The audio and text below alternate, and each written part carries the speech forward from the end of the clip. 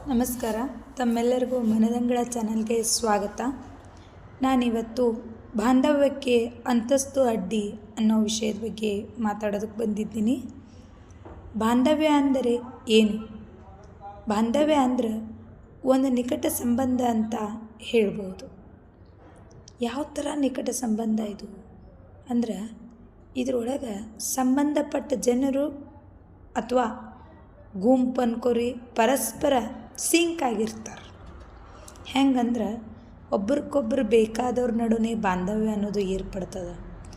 ಒಬ್ರನ್ನೊಬ್ರು ಚೆಂದಾಗೆ ಅರ್ಥ ಮಾಡ್ಕೋತಿರ್ತಾರೆ, ಒಂಥರ ಹೊಂದಿಕೆಯಿಂದ ಇರ್ತಾರೆ ಅಂದ್ರೆ ಅಲ್ಲಿ ಉತ್ತಮ ಬಾಂಧವ್ಯ ಐತೆ ಅಂತಾನೆ ಅರ್ಥ. ಹಾಗೆ ಅರ್ಥ ಆಗ್ತದ್ರಿ. ಬಾಂಧವ್ಯ ಸಂಬಂಧಗಳನ್ನು ಬೆಸೆಯುವ ಕೊಂಡಿಯಾಗಿರ್ತದೆ. ಆದ್ರೆ ಇದು ಮುಂದೆ ಬಂದಂಗೆ ಬರ್ತಾ ಅವರಿಗೆ ಅವರವರ ಶ್ರೀಮಂತಿಕೆನೇ ಮುಖ್ಯ ಆಗ್ತದೆ. ಅಂದಮೇಲೆ ಜನ ಹಿಂದಿನ ದಿನದೊಳಗೆ ನೋಡ್ರಿ ದುಡ್ಡಿಗೆ ಬೆಲೆ ಕೊಡ್ತಿರ್ಲಿಲ್ಲ, ಸಂಬಂಧಕ್ಕೆ ಬೆಲೆ ಕೊಡ್ತಿದ್ರು. ಅವರು ನಾನು ತಾನು ನಮ್ಮೋರು ತಮ್ಮೋರು ಅನ್ನೋದನ್ನು ಹಿಡ್ಕೊಂಡು ಹೋಗ್ತಿದ್ರು. ಆದರೆ ಈಗ ಸಂಬಂಧ ಸಾವಕಾಶಾಗಿ ತನ್ನ ಅಸ್ತಿತ್ವನೇ ಕಳ್ಕೊಳತ್ತದ. ಅದು ಕಣ್ಮರೆನೇ ಆಗೋ ಹಂತದೊಳಗದ. ಒಂದೇನಾರ ಸಣ್ಣ ಫಂಕ್ಷನ್ ಮಾಡಿದ್ರೆ, ಬರೀ ಒಂದು ಮನ್ಯಾಗ ಸಣ್ಣ ದೇವ್ರ ಪೂಜೆ ವಿಶೇಷವಾಗಿ ಮಾಡಿದ್ರೆ, ಹಬ್ಬ ಮತ್ತು ಹರಿದಿನಗಳೊಳಗೆ ಎಲ್ಲದರೊಳಗೂ ಮನೆ ಮಂದಿನೆಲ್ಲ ಒಂದು ಕಡೆ ಕೂಡಿಸೋದು, ಸಂಬಂಧಿಕರನ್ನು ಒಗ್ಗೂಡಿಸಿ ಮಾಡೋದು ಪದ್ಧತಿಯಾಗಿತ್ತು. ಆದರೆ ಈಗ ಎಲ್ಲರನ್ನೂ ಕರೀಲಿಕ್ಕೆ ಜನ ಹಿಂದೇಟು ಹಾಕಾಕತ್ತಾರ್ರಿ. ಯಾಕಂದ್ರೆ ಅವ್ರವ್ರ ಅಂತಸ್ತಿಗೆ ಹೊಂದಾಣಿಕೆ ಆಗುವಂಥವ್ರನ್ನ ಮಾತ್ರ ಕರೆಯುವುದಾಗ್ಯದ. ಒಂದು ವೇಳೆ ಅಟ್ಟೂ ಆಗಿ ಕರೆದ್ರೆ ಬಂದ್ರೆ ಬರಲಿ ಬಿಟ್ಟರೆ ಬಿಡಲಿ ಅಂತ ಕರೆಯೋದು ನಡೆದದ. ಅವರಿಗಿಂತ ಸಂಪಾದನೆಯಲ್ಲಿ ಅಸ್ತಿತ್ವದಲ್ಲಿ ಕಡಿಮೆ ಇದ್ದವ್ರು ಬಂದ್ರೆ ಎಲ್ಲಿ ತಮ್ಮ ಮರ್ಯಾದೆ ಕಡಿಮೆ ಆಗ್ತದೆ ಅನ್ನುವಂಥ ಒಂದು ಮನೋಭಾವ ಕೆಲವು ಕಡೆ ಕಾಣಿಸ್ತದೆ. ಏನಾದ್ರಾಗಲಿ ಅವ್ರು ನಮ್ಮೋರಲ್ಲ ಅಂಥೇಳಿ ಅವ್ರು ಏನಾರ ಫಂಕ್ಷನ್ಗೆ ಬಂದ್ರಪ್ಪ ಅಂದ್ರೆ ನೀ ಆರಾಮ ನಾ ಆರಾಮ ಅನ್ನೋದೆಲ್ಲ ಹೋಗ್ಬಿಟ್ಟದ್ರಿ. ಈಗ ಏನು ಅನ್ನಕತ್ತಾರ,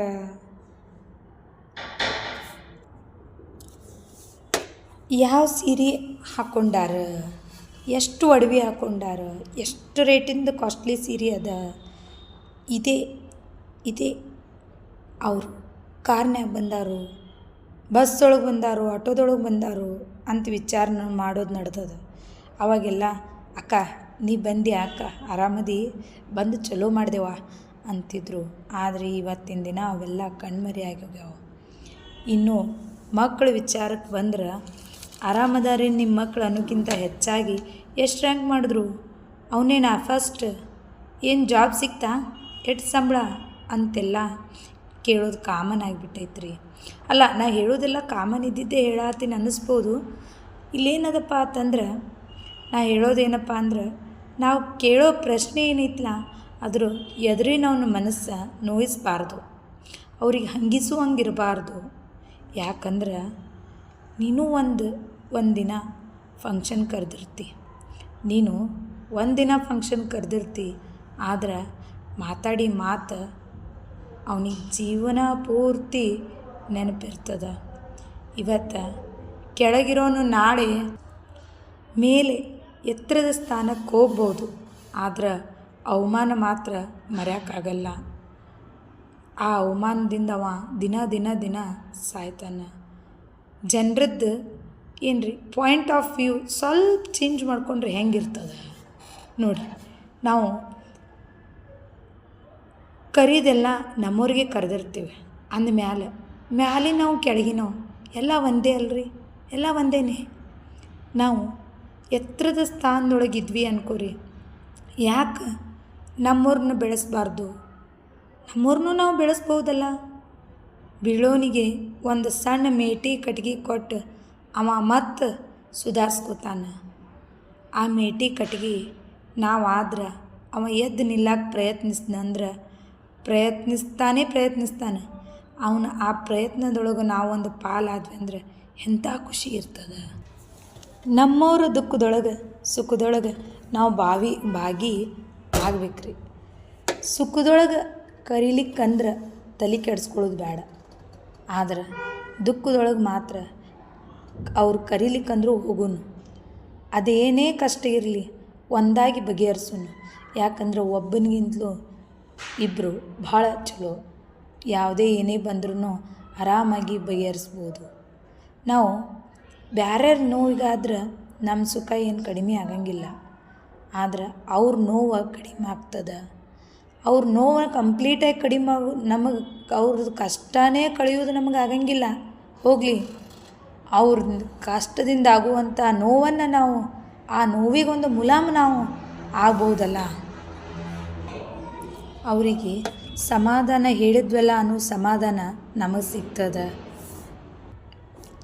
ಇಂದು ಇದ್ದು ನಾಳೆ ಹೋಗೋ ಆಸ್ತಿ ಐಶ್ವರ್ಯ ಯಾವತ್ತೂ ಮುಖ್ಯ ಅಲ್ಲ, ಹೆಸರು ಕೂಡ ಅಷ್ಟೇ. ನೋಡಿ, ಒಬ್ಬ ಫೇಮಸ್ ಫಿಲ್ಮ್ ಸ್ಟಾರ್ನ ತಗೊಂಡ್ರೆ ಅವನು ಎಷ್ಟು ದಿನ ಫೇಮಸ್ ಆಗಿರ್ತಾನೆ? 2 ಶತಕ 3 ಶತಕ ನೋಡ್ರಿ, 4 ದಶಕ ಮುಂದೆ ಇನ್ನೊಬ್ಬ ಬರ್ತಾನೆ, ಸಾವಕಾಶ ಮೊದಲಿನವ ಕಣ್ಮರೆ ಆಗ್ತಾನೆ. ಅಂದಮೇಲೆ ಹೆಸರು ಶಾಶ್ವತ ಅಲ್ಲ. ಹಿಸ್ಟ್ರಿ ತೆಗೆದು ನೋಡಿದ್ರೆ ತನಗೋಸ್ಕರ ಮಾತ್ರ ಬದುಕಿದವ, ತನಗೋಸ್ಕರ ಗಳಿಸ್ದವ ಎಂದೂ ಹೆಸರಿಗಿಲ್ರಿ. ಯಾರು ಮತ್ತೊಬ್ರಿಗೋಸ್ಕರ ದುಡಿದಾರ, ಮತ್ತೊಬ್ರಿಗೋಸ್ಕರ ಜೀವ ಇಟ್ಟಾರ, ಅವರೆಲ್ಲ ಚರಿತ್ರೆನೇ ಮಾಡ್ಯಾರ.